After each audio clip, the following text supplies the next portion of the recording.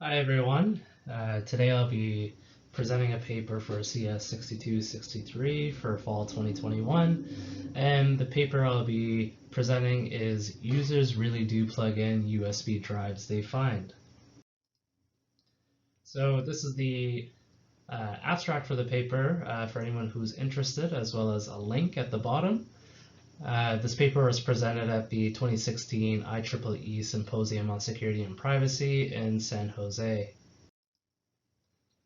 Just to give full acknowledgements to the authors, there were a number of authors involved in this study, primarily from the University of Illinois, Urbana-Champaign, or UIUC. There are Matthew Tischer, Zakir Duramerich, Sam Foster, Sonny Duan, Alec Maury, and Michael Bailey. Zakir Duramerich is also representing the University of Michigan, and there was a researcher from Google, Eli Burstein. So the purpose of this paper was to study a classic anecdote in security, and that is users can be socially engineered into picking up and plugging in USB flash drives they find, whether that be driven by altruism, curiosity, or self-interest. So despite recent attacks of this nature and the pervasive rumors we hear from many in the security community, such as pen testers, for example, there is actually little formal analysis of the effectiveness of these kind of attacks. So this study investigates this long-held belief by conducting a real-world, large-scale experiment on the UIUC campus.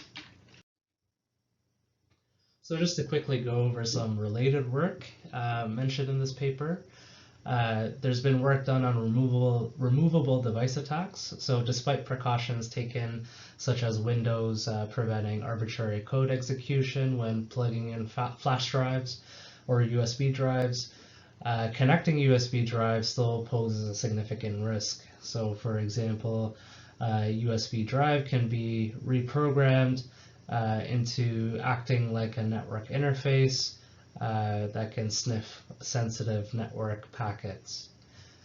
USB drive engineering, so despite the pervasiveness of these kind of attacks, there haven't been any peer-reviewed studies on this.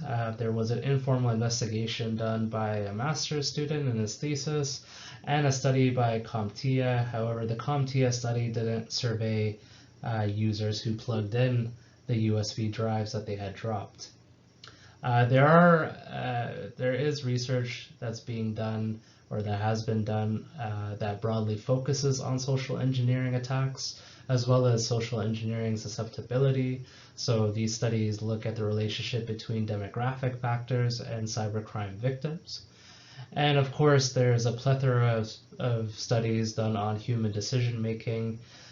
So this particular study here aims to take it a little further by incorporating risk-taking profiles and security knowledge and behavior of users.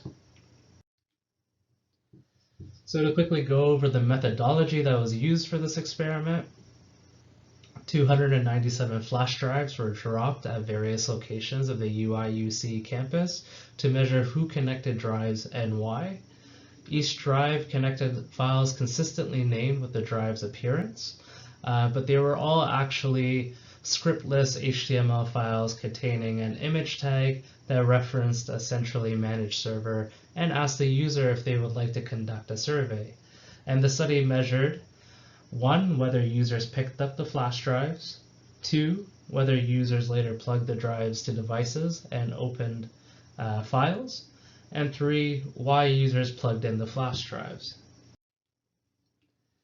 So to look at specifically drive selection and placement of the methodology, so the experiment varied a few factors and measured the effects of them. So the first one being geographic drop location, meaning the geographic drop locations that across the UIUC campus, so drives were placed on different parts of the campus. The physical appearance of the USB flash drives. So you can see in this figure below that there were 5 different types of drives. So some of them were unlabeled, some of them had keys, Some of them had a return label. Some of them were labeled confidential, and others were labeled exam solutions. So these appearances were chosen to see if users were motivated by altruism or self-interest, and an unlabeled one was used as a control. And time of day. So the time of day that the drives were dropped at their drop locations. The drive contents were consistent with the labels of the drives. So the unlabeled drives, as well as the ones with the keys and the return labels, contain personal contents. So things like resumes, notes, and vacation photos. The confidential drives contained files that would be consistent with confidential drives, such as business contents, so things like strategy notes and termination notices, as well as a patent application.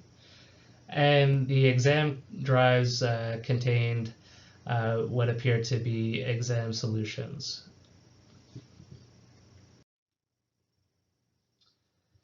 So the researchers also conducted a survey. So users who picked up flash drives and plugged them in were offered the opportunity to complete an anonymous survey on their risk attitudes for $10 compensation. So the survey asked about demographics, such as age, sex, and level of education, their affiliation with UIUC, such as faculty, staff, or student, their previous knowledge about the study. This one was important because if they had previous knowledge about the study, then these those responses would be discounted from analysis. Motivation for picking up the flash drive and effective appearance or other factors.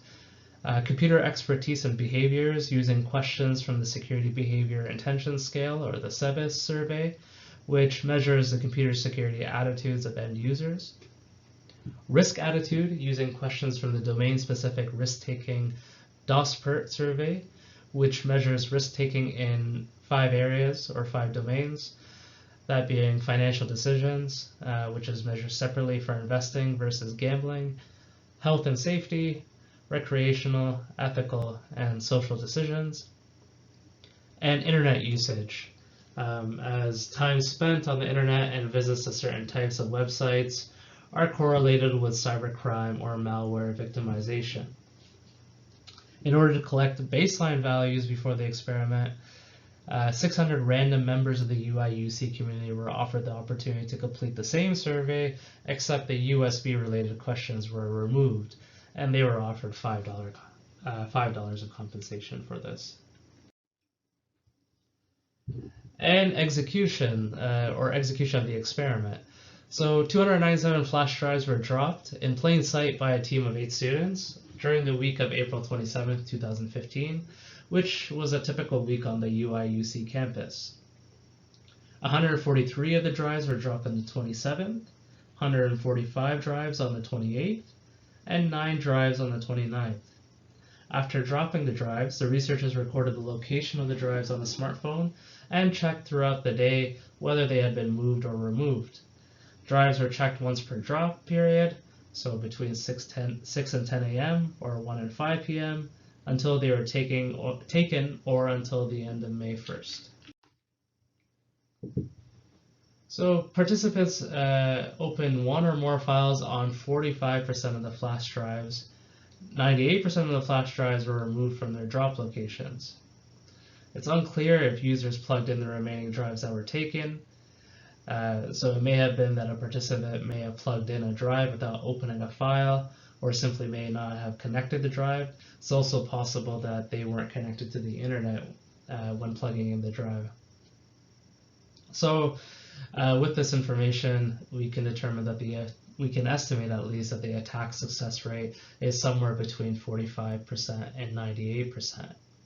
Of the users who plugged a drive into their computers, 57% did not explicitly opt into providing detailed data, so they're included in the raw number of users who plugged in a drive, but they're excluded from any further analysis in this study.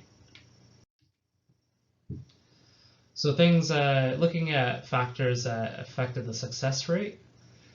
So a test of equal proportions was applied, and it found that geographic location or geographic drop location, time of day, and day of week had no effect on attack success. Drive labels don't increase the attack success rate, so one may assume that confidential drives or drives labeled exam solutions may have had a higher success rate, but that wasn't the case. However, drives with return labels had a lower success rate. Only 29% of these drives were plugged in compared to 45% of unlabeled drives, or the control. So it's suspected, at least, that this is because altruistic participants had another way of locating the drive owner without plugging in the drives. The files that users opened were analyzed to determine whether they were acting altruistically or selfishly.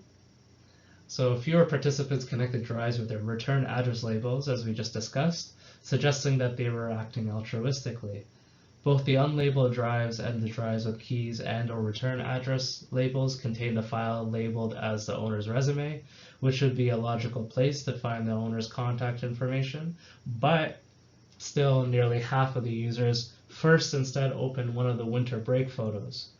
So it turns out that human curiosity often overpowers altruism. So the time differences between the flash drive, or between when the flash drive was dropped and when it was found missing, and when a file was opened on a drive, was also measured. And 87.5% of the drives were picked up before the next drop round, and all the drives were missing by the 8th round of checks. Drives were plugged into a computer in a median of 6.9 hours, or an average of 38.5 hours. So drives were dropped in the afternoon, were connected significantly faster, but the attack is still timely regardless of what time the drives were dropped. So this turned out to be not only an effective attack, but also a timely attack. No significant difference between the web browsers used by the users that picked up drives and connected the drives, and the statistics published by W3 Counter for the general population. But it was found that a higher proportion of Mac users and a lower proportion of Windows users were found in this experimental data when compared to the general population.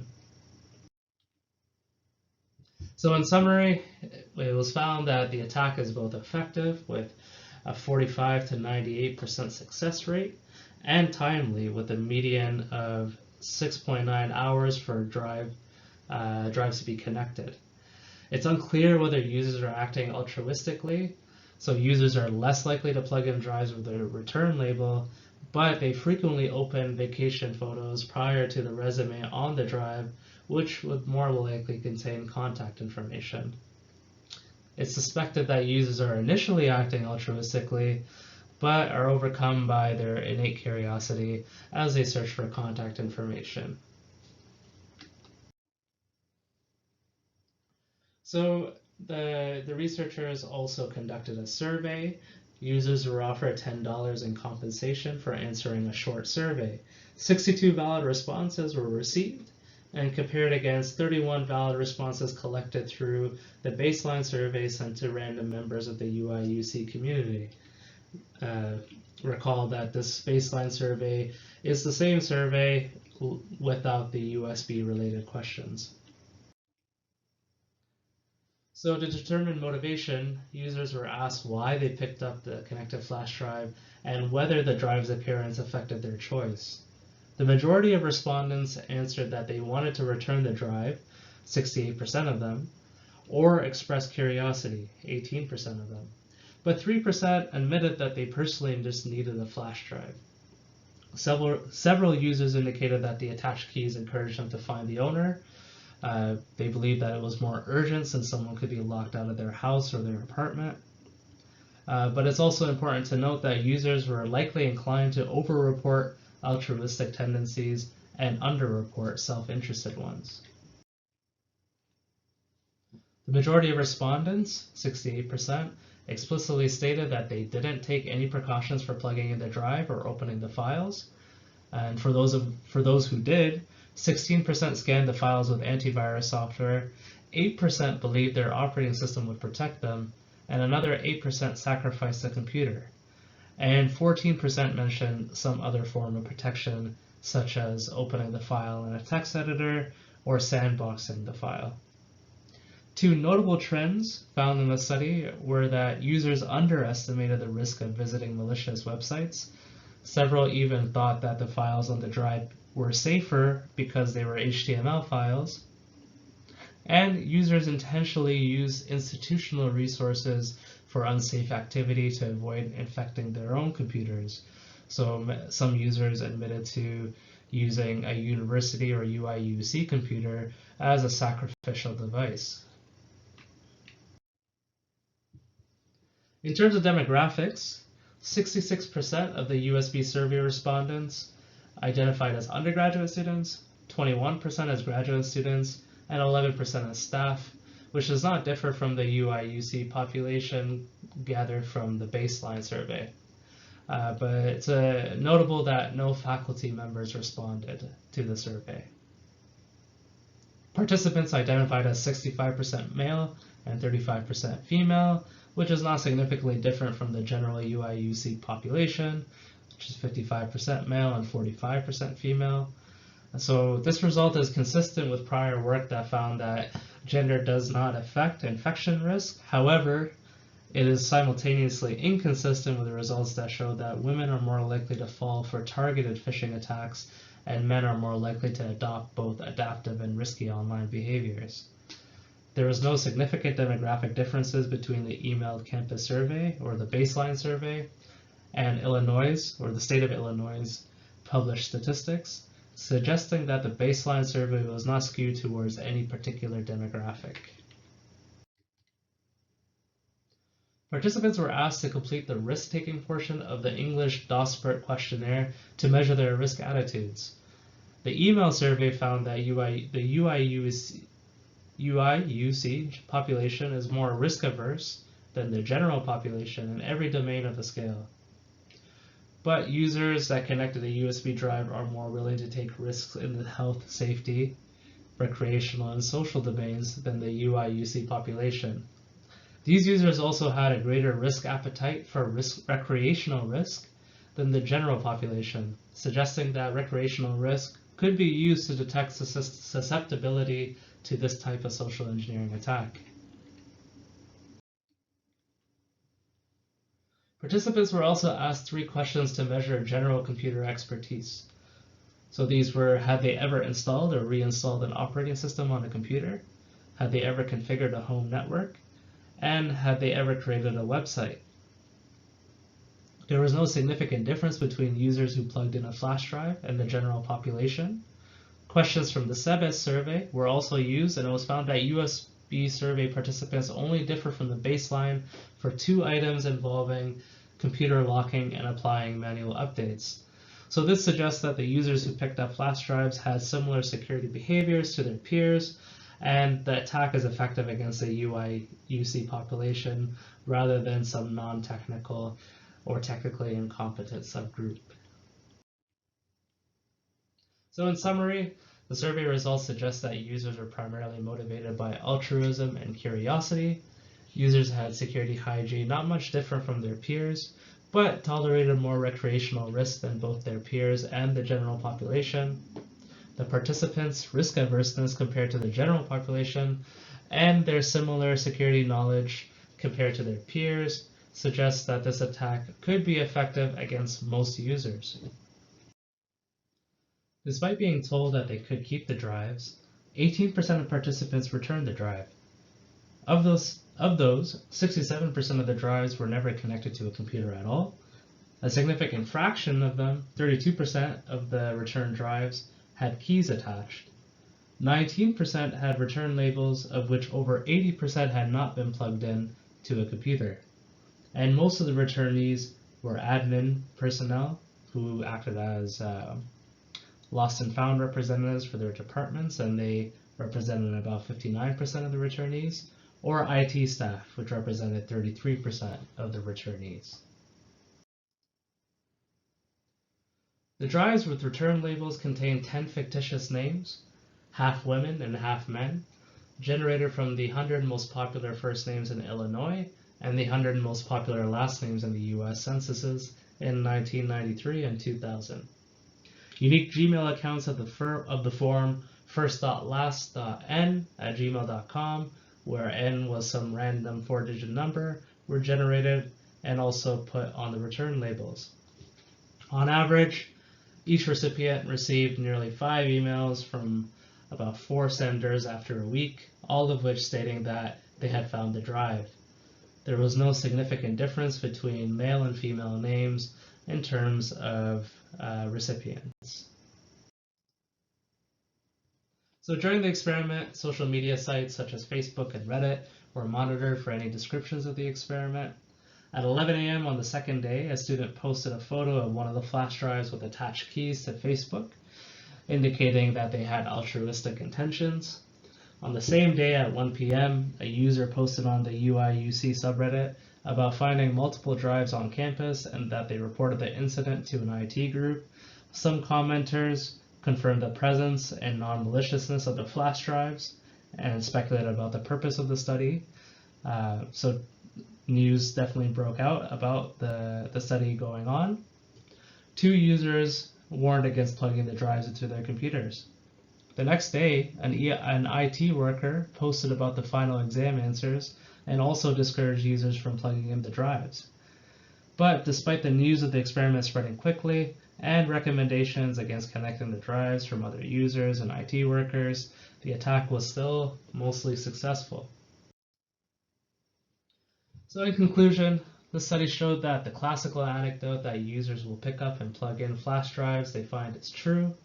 In a controlled experiment at UIUC, it was found that the attack was both effective with an estimated success rate of 45 to 98% and timely with the first drive connected in under 6 minutes and a median time of connection of under 7 minutes.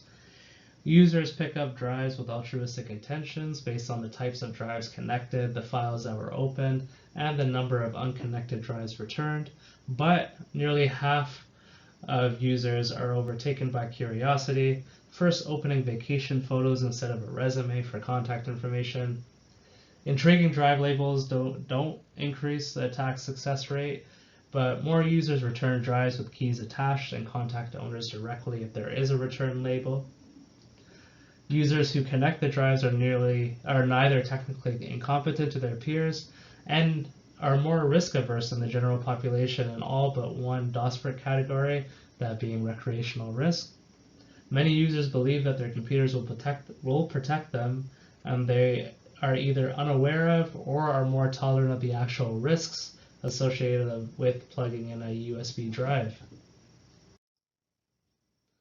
So just to end with some closing thoughts, these results are a reminder to all security practitioners that social engineering attacks remain a very real-world threat, and we need to better understand the dynamics of social engineering attacks to develop better technical defenses and learn how to effectively teach end users about these risks.